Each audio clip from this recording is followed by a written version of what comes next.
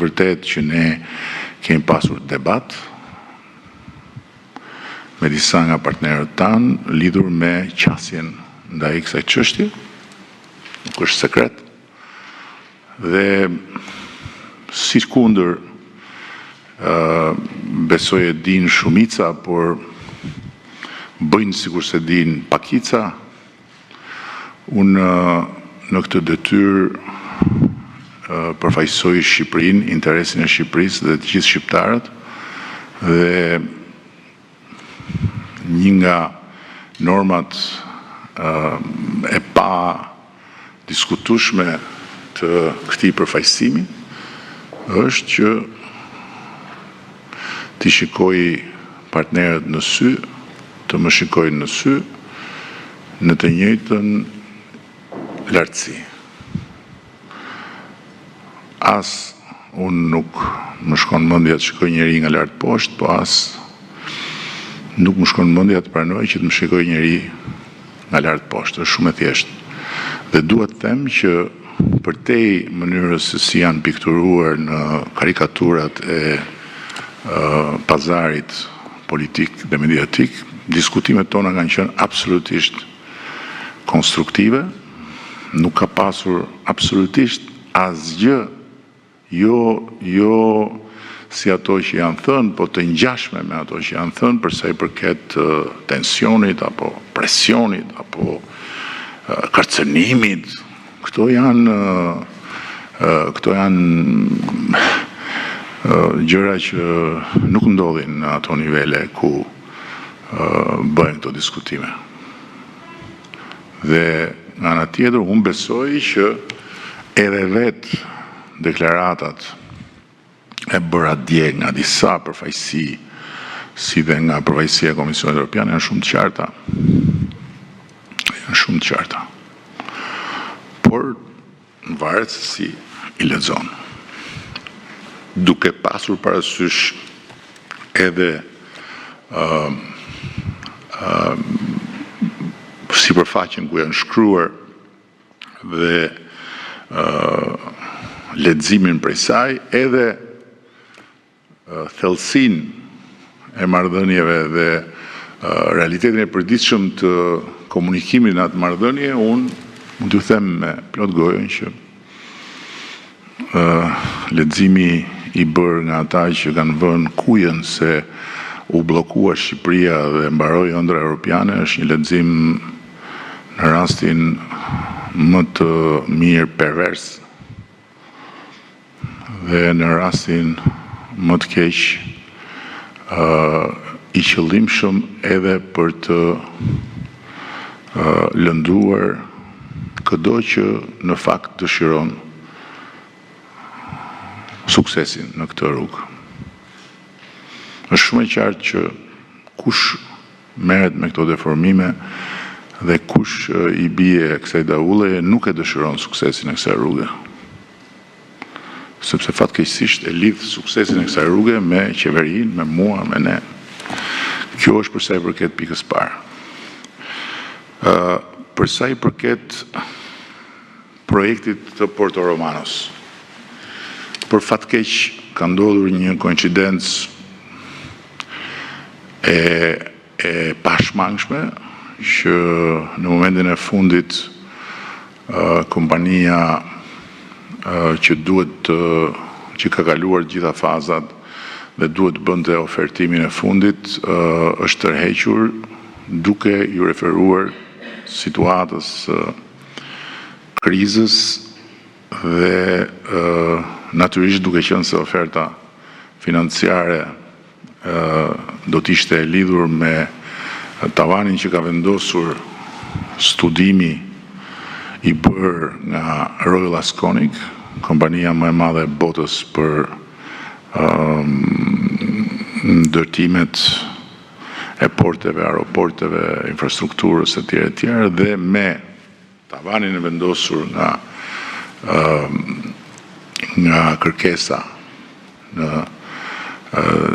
procedurën e hapur të organizuar nga qeveria shqiptare, nuk kemi arsye që të shikojmë mbrapa ndonjë gjë tjetër ne vetë personalisht. Nuk kemi të dhëna që kompania është ndodhur në ndonjë presion, por i gjithë procesi është zhvilluar nën presion. Po jo nën presionin e Shtetit Bashkuar të Amerikës, siç thuhet, pa asnjë argument. Se nuk ka pasur absolutisht jo presion, po s'ka pasur asnjë shqetësim të shprehur as nga Shtetet Bashkuara të Amerikës, as nga Bashkimi Evropian, as nga askush. Por ka pasur një presion të vazhdueshëm nga faktorë të tjerë, natyrisht të pa interesuar që ai port të jetë një histori suksesi. Keni parasysh që nga aja, kur disa thonë për çfarë duhet një port i ri, se ne kemi portin ton, atë kënetën në zemër të Durrësit, dhe e lidhnin, se tani se kam dëgjuar më, idenë e portit të ri me shitjen e atë dheut në duart e arabëve, në fakt, e vërteta është që përtej ignorancës, që është gjithmonë faktor në mënyrën si trajtohen çështjet këtu, pavarësisht nga rëndësia madhore që mund të kenë, qysh në kryeterës ka pasur forcat interesuara që të mos ecte përpara projekti i portit të ri. Pse? Për një arsye që cili do që do ta kuptojë e kupton pa ndonjë mundim të madh. Porti ekzistus nuk ka asnjë kapacitet për të qenë nyja strategjike dhe logjistike e korridorit 8. Nuk ka asnjë kapacitet. Është në të gjitha aspektet, edhe sikur ta marrësh edhe ta zbukurosh, i papërshtatshëm për të qenë nyje logjistike e korridorit 8. Këtë nuk e them unë, këtë e thonë të gjitha analizat e bëra dhe këtë e thonë të gjitha proceset e ndjekura dhe këtë e thot realiteti i thjeshtë që ai port është mes qytetit. Një nyje logjistike portuale në mes qytetit nuk ekziston dhe nuk mund të ekzistojë që këtu. Pa llogaritur kapacitetet e portit ekzistues që janë krejt të pa përshtatshme për të mbajtur gjithë peshën e korridorit të 8. E dyta,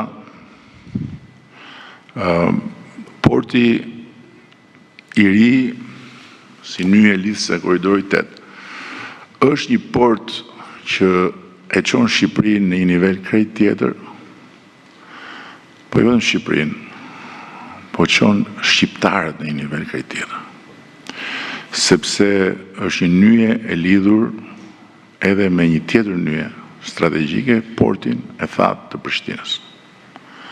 Dhe është i lidhur edhe me një tjetër nyje që është porti i thatë i Shkupit. Porti i thatë i Shkupit planifikohej në projektin e parë në Strugë.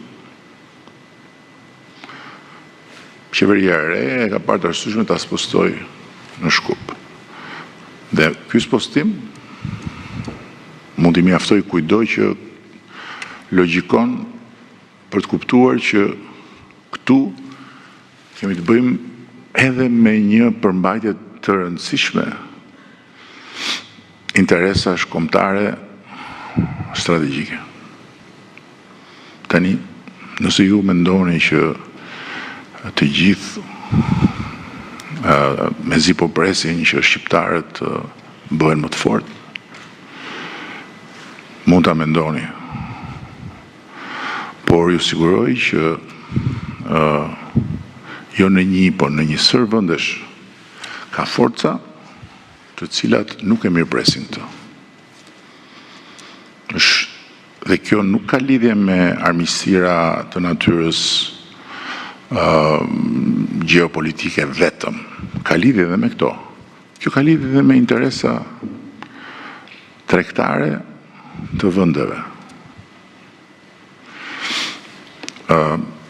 Nëse ju mendoni që porti i ri është një port që ata të cilët i kanë të lidhura interesat me rrugët e trafiqeve mezi po e presin, ju mendoni gabim. Përkundrazi, nuk kanë asnjë arsye ta mirëpresin. Dhe ka dhe një fakt tjetër që e kam shpjeguar edhe më parë. Vetë korridori 8 sot është pjesë e rrjetit evropian të transportit.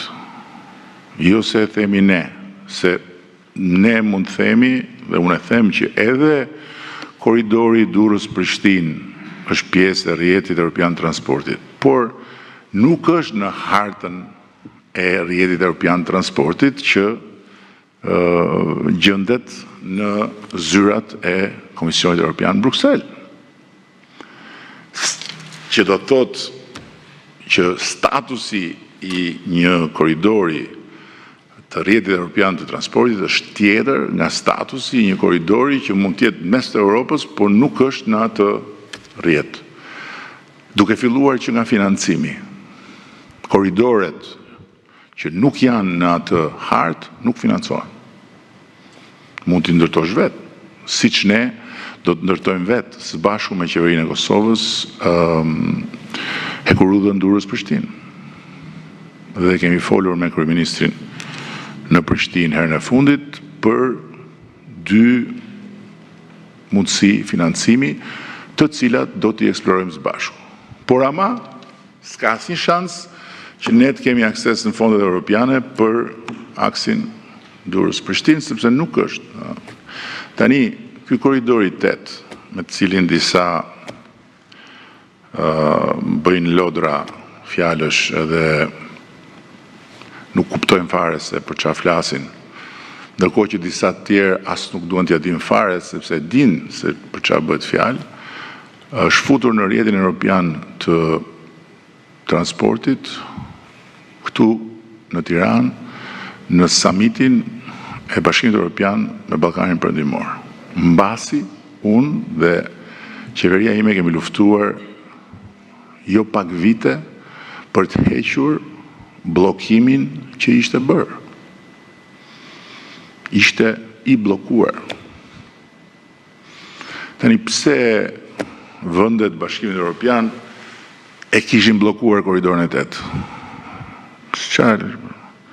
Sipas logjikës ignorantëve që bërtasin në rrugët e pazarit mediatik, këto janë muhabete rrugësh. Po jo nuk janë muhabete rrugësh. Këto janë çështje